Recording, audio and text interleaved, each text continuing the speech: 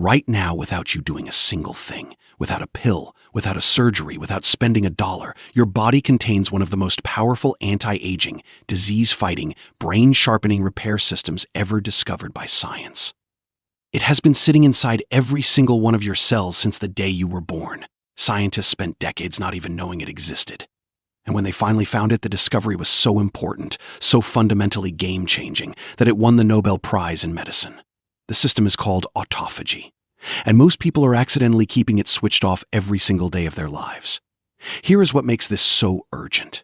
Researchers have now linked the failure of this one cellular process to Alzheimer's disease, Parkinson's disease, multiple forms of cancer, type 2 diabetes, accelerated aging, and chronic inflammation. We are not talking about a minor biological footnote. We are talking about a mechanism so central to human health that when it goes wrong, entire body systems begin to collapse.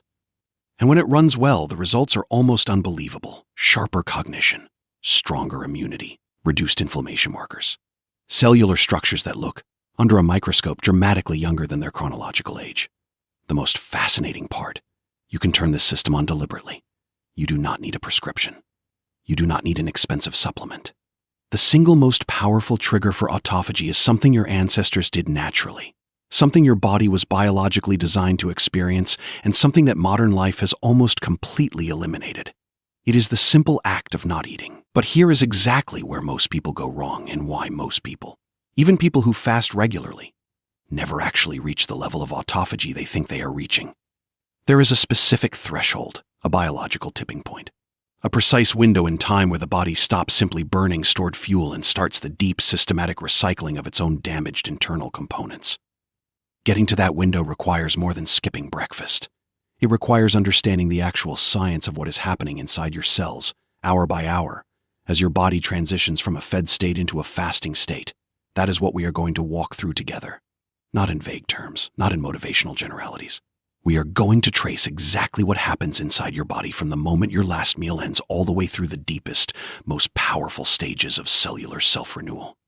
You are going to understand the precise biological machinery involved, why timing matters so much, what most people get wrong, and what the research actually says about the sweet spot between healing and harm. By the time we are done, you will know more about autophagy than most people will ever learn. And more importantly, you will know how to actually use this knowledge. What autophagy actually is, and why it changes everything. The word autophagy comes from the Greek words for self and eating. Literally, self-eating. And on the surface, that sounds like a bad thing. Your body eating itself conjures images of starvation, weakness, breakdown. But what autophagy actually describes is something profoundly different, one of the most elegant and sophisticated maintenance systems in all of biology.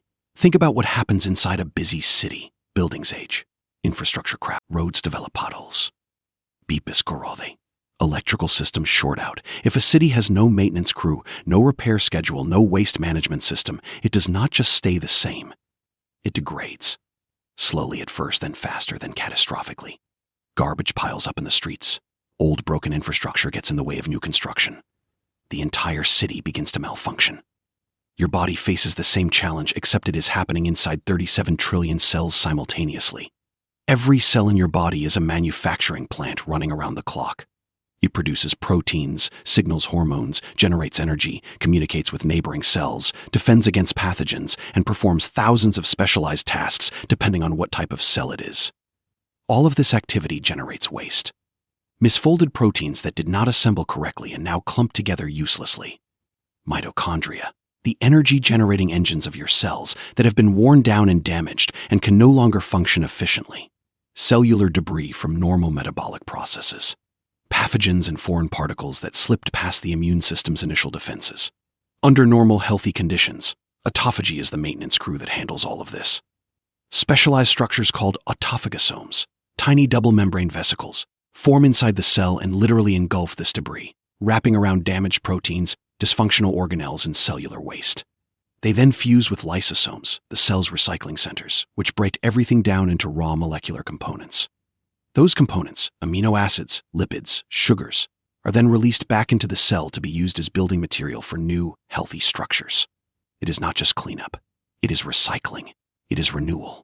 It is the biological equivalent of tearing down a crumbling old building, salvaging the bricks, and using them to construct something stronger in its place. When Yoshinori Osumi, a Japanese cell biologist working at the Tokyo Institute of Technology, began studying this process in yeast cells in the late 1980s and early 1990s, he noticed something that no one had fully documented before. When he deprived yeast cells of nutrients, tiny structures appeared inside the cells and began rapidly engulfing debris. The cells were, in a very literal sense, consuming themselves. But rather than dying, they survived. More than that, they responded to the stress of nutrient scarcity by becoming more efficient, more organized, more resilient. Osumi spent years methodically identifying the specific genes responsible for this process, mapping the molecular machinery step by step. In 2016, the Nobel Committee awarded him the prize in physiology or medicine specifically for this work. The citation described autophagy as a fundamental process for degrading and recycling cellular components. The scientific community had reached a consensus. This was not a biological curiosity. This was one of the central mechanisms keeping us alive.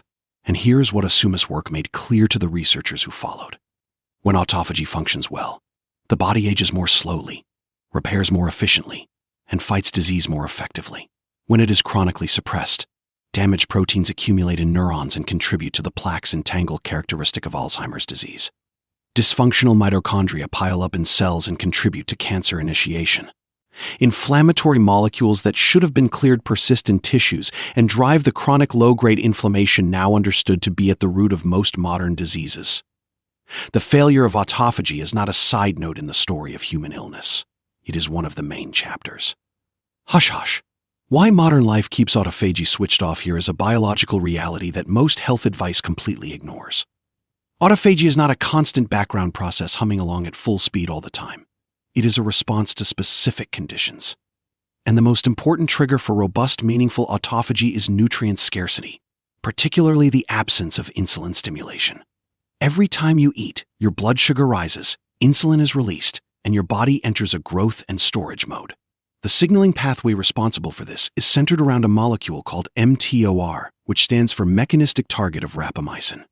When mTOR is active, it tells your cells to grow, divide, produce proteins, store energy. This is necessary and healthy in appropriate bursts. After a meal, you want your cells absorbing nutrients and building things. But mTOR and autophagy are essentially in opposition. When mTOR is highly active, autophagy is suppressed. Your cells are in building mode, not cleaning mode. They are not pausing to run maintenance. They are busy processing the flood of incoming nutrients. Now think about the typical modern eating pattern. Breakfast, a mid-morning snack, lunch, an afternoon snack, perhaps something in the evening. Many people are eating 6, 7, 8 times a day. Their insulin levels spike and remain elevated for most of their waking hours. Their mTOR pathways stay chronically active, and autophagy, that critical cellular maintenance system, barely gets a chance to run. For most of human evolutionary history, this was not the case. Our ancestors did not have access to food 24 hours a day. They ate when they found food and they went without when they did not. Periods of intermittent fasting were not a health strategy they chose. They were simply the reality of life. And during those periods without food, their bodies were doing something essential. They were cleaning house, recycling damaged cellular material, renewing and rebuilding from the inside. We have engineered that biological necessity out of modern life, and we are paying a profound price for it. # the body's transformation, hour by hour understanding autophagy means understanding it as a process, not an event. Your body does not simply flip a switch the moment you stop eating. What happens instead is a cascade, a slow-building metabolic transformation that moves through distinct phases, each one building on the last, each one bringing you closer to the deep cellular repair that makes fasting so powerful. The first 6 hours. The fed state lingers in the hours immediately after your last meal. Your body is still living in the afterglow of digestion. Blood glucose is elevated or normalizing. Insulin is circulating. Your liver is full of glycogen, a stored form of glucose it can release into the bloodstream on demand. Your cells are still receiving signals to grow, process, and store. This is not wasted time, but it is not autophagy time either. Your body is doing what it does after every meal: organizing, distributing, storing. Excess glucose is being converted to glycogen in your liver and muscles. Some is being packaged into fat for long-term storage. The hormonal environment is explicitly anti-autophagic. Every system is oriented toward abundance, not scarcity. You might feel fine during this window, perhaps a little full and comfortable. Nothing dramatic is happening from a fasting perspective. Your body does not yet know you are fasting. For all it knows, another meal is 20 minutes away. Hashish 6 to 12 hours. The shift begins somewhere between the 6 and 12-hour mark. Something quiet and important starts to change. Your glycogen stores are not yet depleted, but they are drawing down. Blood glucose is now low and stable. Insulin levels have fallen meaningfully, and your body begins to sense what might be a prolonged absence of incoming fuel. The liver starts dialing up fat metabolism. Fatty acids begin flowing into the bloodstream in greater quantities to supply cells with energy. Some of those fatty acids reach the liver and are converted into ketone bodies, an alternative fuel that your brain and muscles can use when glucose is scarce. If you have been eating a relatively low-carbohydrate diet, you might begin entering mild ketosis during this window. If you have been eating a standard carbohydrate-heavy diet, it takes a bit longer. Hormonal changes begin to support the transition. Norepinephrine rises, keeping you alert and focused. Growth hormone begins to increase as well, part of the body's strategy to protect muscle tissue during a period of reduced caloric intake. The body's intelligence during fasting is often underappreciated. It does not simply run down like a battery going flat. It actively reorganizes its priorities, finding ways to sustain function, performance, and alertness while shifting fuel sources. Autophagy is beginning to warm up during this phase. Molecular sensors inside your cells, particularly a protein complex called AMPC, are detecting the drop in cellular energy. AMPC acts like a low-fuel warning light in a car. When it activates, it begins nudging the cell toward maintenance mode. It inhibits mTOR.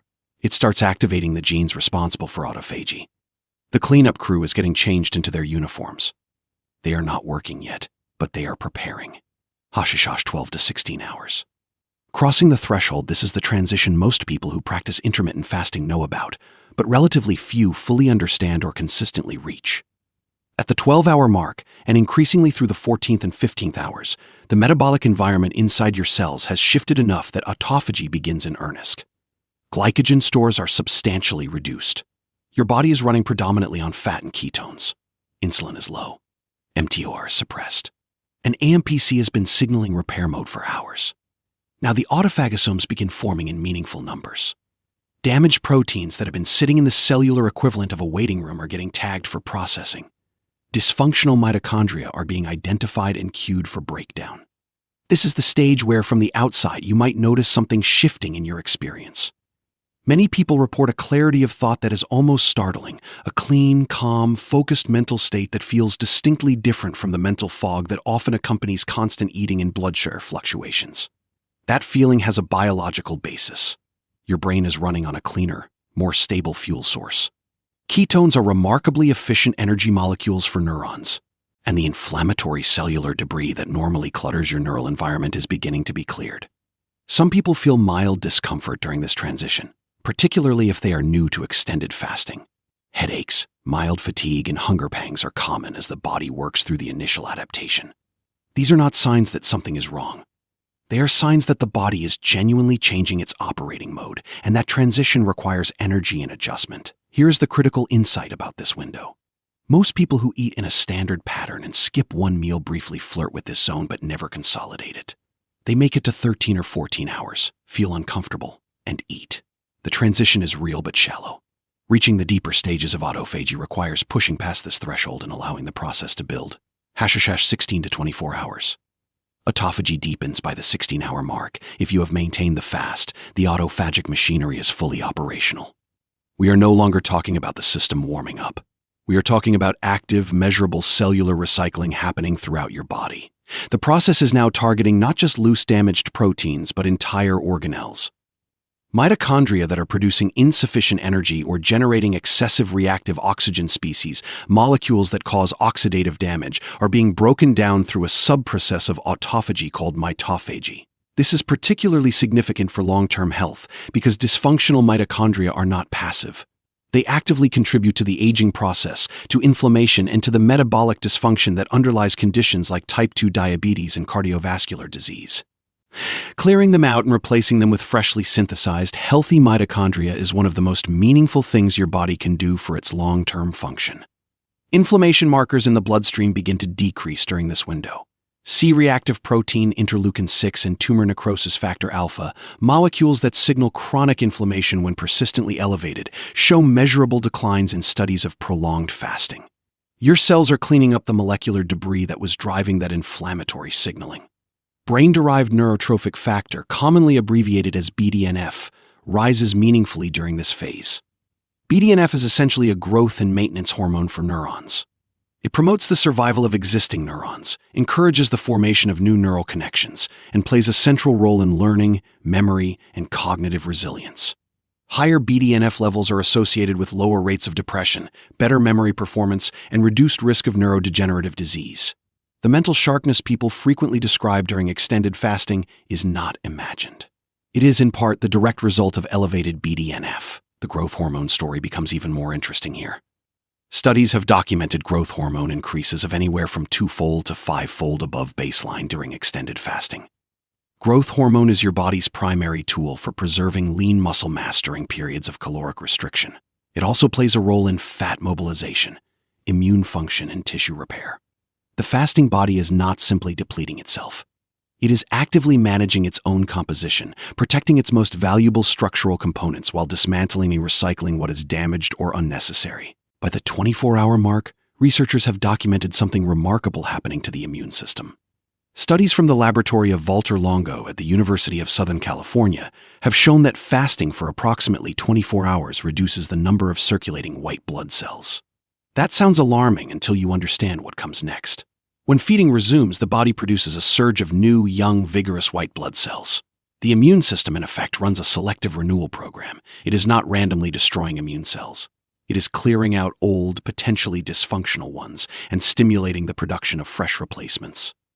The practical implication is a more responsive, less inflammatory immune system. This is one of the reasons researchers are studying fasting as a potential adjunct to chemotherapy, because the immune system reset may help patients tolerate treatment better and recover more completely. Hashishash 24 to 36 hours. The repair zone crossing the 24-hour threshold takes commitment and preparation, both physical and psychological. But the biology that unfolds during this window represents what many longevity researchers consider the most valuable territory in fasting science. At this stage, your body is operating in a metabolic state it has not been in since the last time you went this long without food. For most modern adults, that may be an extremely rare or entirely unprecedented experience. Your glycogen stores are effectively zero. Your body is running entirely on fat and ketones. Your insulin levels are at their floor. And autophagy is running at an intensity that simply cannot be reached during a standard overnight fast. The cellular recycling now happening throughout your body is comprehensive. Cells are breaking down aggregated proteins, the kind of misfolded protein clumps that accumulate in the brains of Alzheimer's patients and in the pancreatic cells of type 2 diabetes patients. Whether this translates into direct therapeutic benefit for established disease is still an active area of research, but the biological direction is clear. Your body is processing exactly the type of cellular debris most associated with chronic disease and accelerated aging. Stem cell activity increases during extended fasting. Your body, stripped of external nutrients, begins activating stem cell populations that under normal fed conditions remain relatively quiescent. These stem cells can differentiate into specialized cell types, contributing to tissue repair and renewal in ways that simply do not occur when nutrients are constantly abundant. The fasting body is not going dormant. It is activating ancient repair programs that modern eating patterns have been inadvertently keeping switched off. The interplay between autophagy and the senescence of aging cells is also relevant here. Senescent cells are cells that have stopped dividing but refuse to die. They accumulate with age and secrete inflammatory molecules that damage neighboring healthy cells. Autophagy, when running robustly, helps clear senescent cells or the damaged components that drive cells toward senescence. Extended fasting may contribute meaningfully to reducing the senescent cell burden in tissues, one of the most promising targets in modern longevity research. At around 36 hours, the scientific literature suggests that autophagic activity is near its peak efficiency for the duration of a standard voluntary fast. You are in the sweet spot, deep enough into the fast that every major autophagic pathway is fully activated, but not so deep that the body is beginning to experience the physiological stress of true starvation. Where fasting ends and harm begins, autophagy exists on a spectrum with starvation. And understanding where one ends and the other begins is not just intellectually important. It is practically essential for anyone who wants to use fasting intelligently. When fasting is voluntary, adequately hydrated, and time-limited, the body manages the experience through elegant regulatory mechanisms. It conserves muscle by elevating growth hormone. It preserves brain function through ketone production. It runs cleanup programs like autophagy because the evolutionary logic is clear. When food is temporarily scarce, the smartest survival strategy is to repair and optimize so that when food returns, you can function at full capacity to acquire it. But when fasting becomes involuntary, prolonged, or occurs in an already depleted state, the calculus changes. Glycogen is gone. Ketone production may be insufficient to meet the brain's needs. Growth hormone can no longer fully protect muscle tissue. The body begins breaking down structural proteins from muscle for gluconeogenesis, the manufacturing of glucose from non-sugar substrates. This is not repair. This is breakdown. This is the body cannibalizing its own architecture to keep the lights on. The hormonal signals shift. Cortisol rises sharply. The stress response activates. Hunger hormones like ghrelin surge to urgency levels. The body's message in this state is not subtle. This has gone far enough, and continuing is causing damage rather than repair. The line between the two states is not drawn at a fixed number of hours. It varies based on body composition, metabolic health, hydration, activity levels, sleep, and prior fasting experience. Someone who has practiced intermittent fasting for years and has strong metabolic flexibility will generally tolerate longer fasts more comfortably and safely than someone who has never fasted and is starting from a standard Western diet. But for most healthy adults, the general guidance from the research is consistent. Meaningful autophagy benefits are achievable in the 16 to 36-hour range. Going beyond that without medical supervision moves into territory where the risks begin to outweigh the additional benefits. The other critical point is that autophagy is not a linear dose-response relationship where more is always better. The body is not a machine you can simply run at maximum autophagy indefinitely to generate infinite health benefits. The same repair processes that are beneficial in cycles become dysregulated in excess. Some research suggests that extreme or chronic caloric restriction can actually impair autophagy regulation over time, creating a kind of cellular confusion where the cleanup signals no longer work as precisely as they should. The wisdom in fasting is not in extremity. It is in rhythm. Autophagy's deeper gifts. Beyond the headline benefits, the conversation around fasting and autophagy in popular media tends to focus on weight loss and anti-aging in a somewhat superficial way. These are real benefits, but the actual science tells a richer and more nuanced story. Consider what happens to the brain specifically during extended fasting. The hippocampus, the brain region most centrally involved in forming new memories, and one of the first to show damage in Alzheimer's disease, appears to be particularly responsive to autophagy. Researchers have found that autophagic activity in hippocampal neurons helps clear the tau protein tangles and amyloid beta plaques that characterize Alzheimer's pathology. Animal studies have shown that periods of fasting can reduce plaque burden in models of the disease. Human studies examining the cognitive effects of intermittent fasting have documented improvements in working memory, processing speed, and verbal memory. The link between autophagy and cancer is one of the most scientifically complex and actively researched areas in the entire field. The relationship is not simple. Autophagy can suppress cancer initiation by clearing the DNA damage, dysfunctional mitochondria, and inflammatory signals that set the stage for malignant transformation. At the same time, some established cancers appear to hijack autophagy to survive during periods of metabolic stress, essentially using the same recycling machinery to fuel their own survival. This complexity means that fasting as a cancer prevention strategy and fasting during cancer treatment are distinct questions requiring distinct answers, and the research is ongoing. What the science does clearly support is that for healthy people, regularly activating autophagy through intermittent fasting is associated with reduced markers of cancer risk, including reduced oxidative DNA damage and lower circulating levels of IGF-1, a growth hormone associated with cancer progression. Cardiovascular health benefits are also documented. Autophagy in cardiac muscle cells, cardiomyocytes, helps clear the damaged proteins and organelles that accumulate in aging heart tissue and contribute to declining cardiac function. Studies in animal models have shown that enhancing cardiac autophagy improves heart function during and after ischemic events, meaning periods of reduced blood supply. In humans, fasting is associated with improved lipid profiles, reduced blood pressure, decreased arterial inflammation markers, and improved insulin sensitivity, all meaningful contributors to reduced cardiovascular risk. The emotional and psychological dimensions of extended fasting are less researched but frequently reported and biologically plausible. People who fast regularly, across cultures, across historical periods, and across religious traditions, consistently describe a mental state characterized by clarity, equanimity, and a certain groundedness. Biologically, this likely reflects several converging factors. Stable blood glucose without the spikes and crashes of constant eating. Elevated ketones, which have been shown to have direct anti-anxiety effects in animal models. Rising BDNF supporting mood regulation. And the simple psychological experience of demonstrating to yourself that you can tolerate discomfort and that hunger, when not acted upon immediately, passes. There is something almost counterintuitive that experienced fasters universally describe. The longer into a fast you go, the less you think about food. Hunger peaks around the 12 to 16-hour range for most people, then eases. This is not psychological willpower overriding biology. It is biology reorganizing itself. The body, once it has committed to running on alternative fuels, stops sending the urgent hunger signals it sends during the transition. The adaptation is real, and it gets easier with practice. Hush, the full toolkit. Triggering autophagy beyond fasting. Fasting is the most powerful and direct trigger of autophagy, but the science has revealed a broader landscape of interventions that activate the same cellular pathways, sometimes as standalone strategies and sometimes in ways that compound fasting's effects. Exercise, particularly high-intensity interval training and resistance training, creates a temporary state of energy depletion inside muscle cells that mimics the cellular conditions of fasting. Glycogen stores in exercised muscles drop sharply.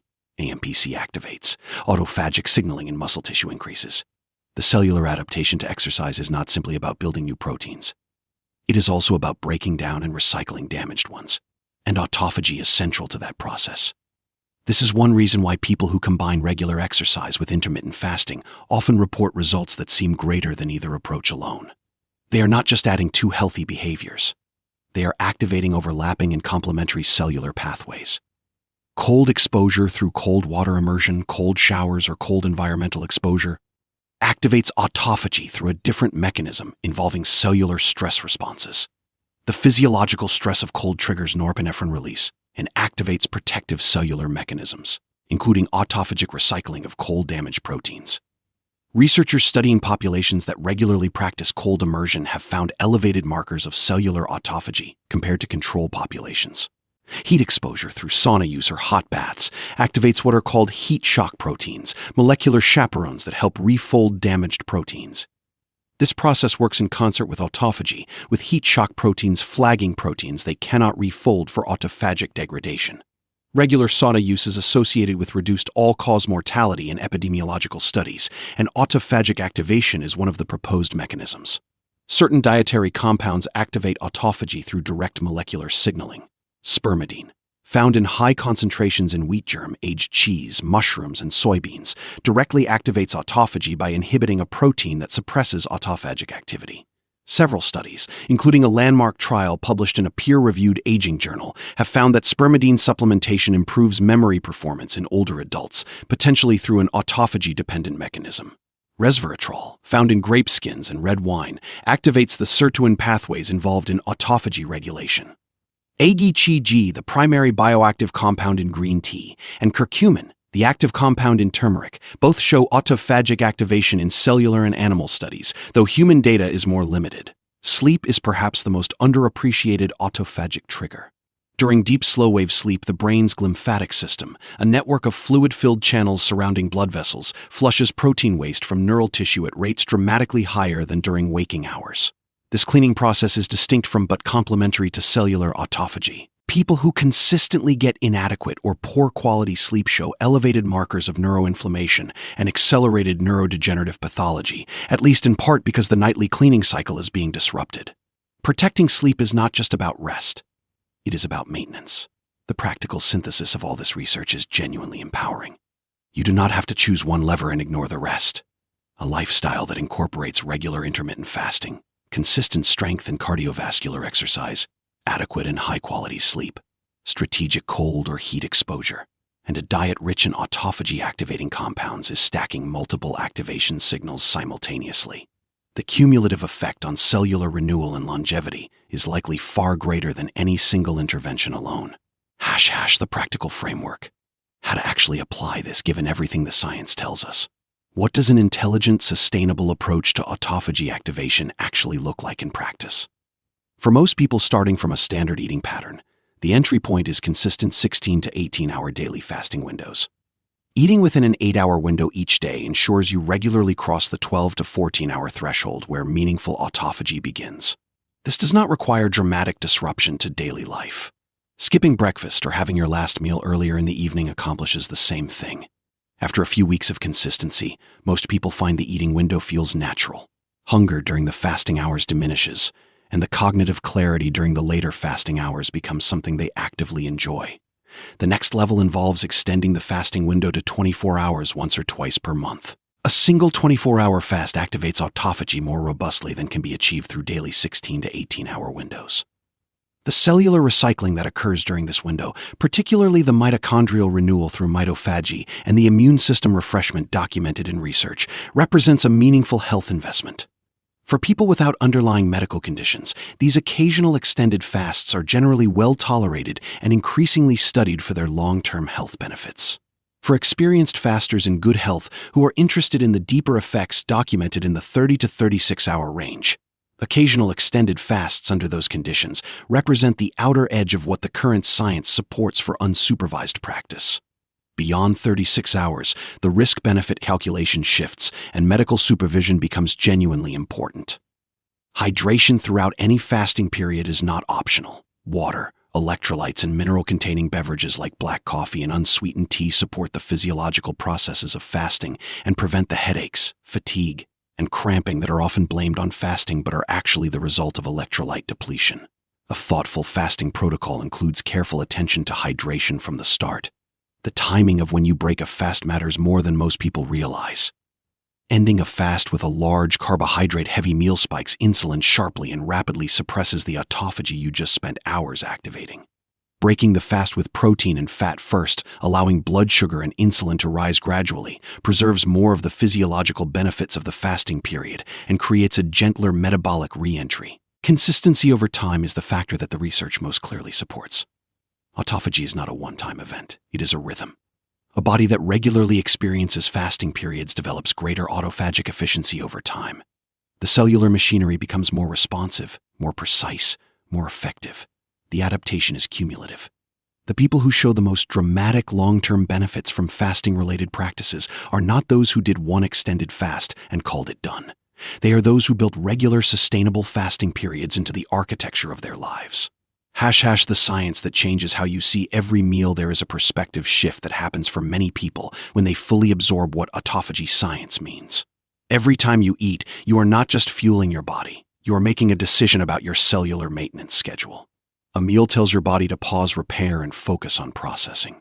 The absence of a meal tells your body to begin cleaning, recycling, and renewing. Neither state is inherently good or bad. Both are necessary, but the balance matters enormously. A person eating 12 hours a day and fasting 12 hours a day is spending equal time in both states. A person eating across 16 or 18 hours is heavily weighted toward the fed, growth, and storage side. A person eating within a 6 to 8 hour window is giving the repair side a meaningful majority share of each 24-hour period. The research is not saying you should never eat. It is saying that the modern default of near constant eating driven by food availability, entertainment, stress, and habit rather than genuine hunger has profoundly disrupted the natural cycle of feast and repair that human biology spent hundreds of thousands of years adapting to. Reconnecting with that cycle, even imperfectly, even in modest ways, appears to have measurable and meaningful health consequences. The biology of autophagy teaches a deeper lesson about the relationship between scarcity and resilience. Your cells do not become stronger only through abundance, only through building and adding. They become stronger through the periodic experience of having less, through being asked to work efficiently with limited resources, through the adversity of nutrient scarcity that triggers the ancient repair program sleeping inside every cell you own. Your body has the capacity to heal, renew, and strengthen itself from the inside in ways that no external supplement, no pharmaceutical, and no technology has yet replicated. That capacity has been there your entire life. It is sitting inside you right now, and it is waiting for you to give it the one condition it needs to run at full power. The exact hour your body enters deep autophagy is not the same for everyone, not fixed to a single moment on a clock, but it is reachable, it is measurable, and it is, by every account the science offers, well worth the journey to get there.